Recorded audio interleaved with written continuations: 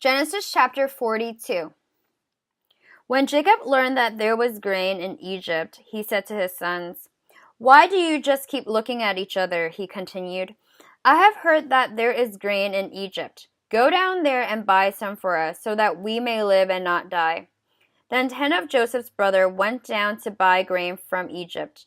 But Jacob did not send Benjamin, Joseph's brother, with the others, because he was afraid that harm might come to him. So Israel's sons were among those who went to buy grain, for there was famine in the land of Canaan also.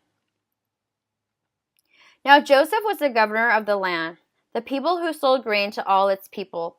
So when Joseph's brothers arrived, they bowed down to him with their faces to the ground. As soon as Joseph saw his brothers, he recognized them, but he pretended to be a stranger and spoke harshly to them. "Where do you come from?" he asked. "From the land of Canaan," they replied, "to buy food." Although Joseph recognized his brothers, they did not recognize him. Then he remembered his dreams about them and said to them, "You are spies. You have come to see where our land is unprotected." "No, my lord," they answered. "Your servants will have come to buy food. We are all the sons of one man. Your servants are honest men, not spies." "No," he said to them. "You have come to see where our land is unprotected."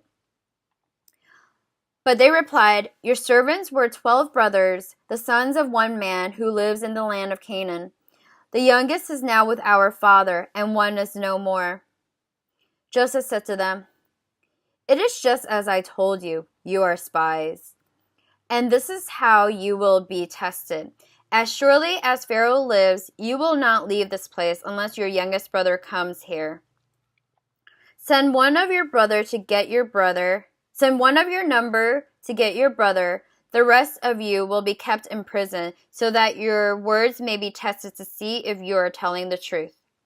If you are not, then as surely as Pharaoh lives, you are spies." And he put them all in custody for 3 days. On the third day, Joseph said to them, "Do this and you will live, for I fear God. If you are honest men, let one of your brothers stay here in prison, while the rest of you go and take grain back to your starving households. But you must bring your youngest brother to me, so that your words may be verified and that you may not die." This they proceeded to do. They said to one another, "Surely we are being punished because of our brother. We saw how distressed he was when he pleaded with us for his life, but we would not listen. That's why this distress has come on us." Reuben replied, "Didn't I tell you not to sin against the boy? But you wouldn't listen. Now we must give an accounting for his blood." They did not realize that Joseph could understand them, since he was using an interpreter. He turned away from them and began to weep, but then came back and spoke to them again. He had Simeon taken from them and bound it before their eyes. Joseph gave orders to fill their bags with grain, to put each man's silver back in his sack. After this was done for them, they loaded their grain on their donkeys and left. At the place where they stopped for the night, one of them opened his sack to get feed by his donkey, and he saw his silver in the mouth of his sack. "My silver has been returned," he said to his brothers. "Here it is in my sack." Their hearts sank, and they turned to each other trembling and said, "What is this that God has done to us?" When they came to their father Jacob in the land of Canaan, they told him all that had happened to them. They said, "The man who is lord over the land spoke harshly to us and treated us as though we were spying on the land. But we said to him, 'We are honest men, we are not spies. We were 12 brothers, son of one father.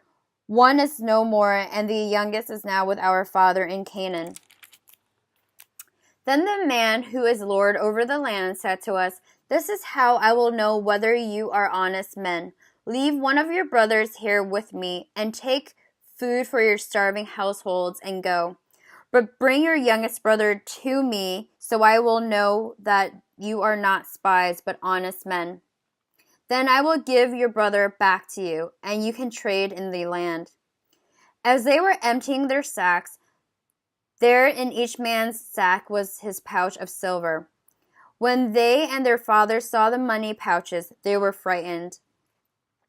Their father Jacob said to them, "You have deprived me of my children. Joseph is no more, Simeon is no more, and now you want to take Benjamin? Everything is against me." Then Reuben said to his father, "You may put both of my sons to death if you do not bring him back to you. If I do not bring him back to you, entrust him to my care, and I will bring him back." But Jacob said, "My son will not go down there with you. His brother is dead, and he is the only one left. If harm comes to him on the journey you are taken, you will bring my gray head down to the grave in sorrow."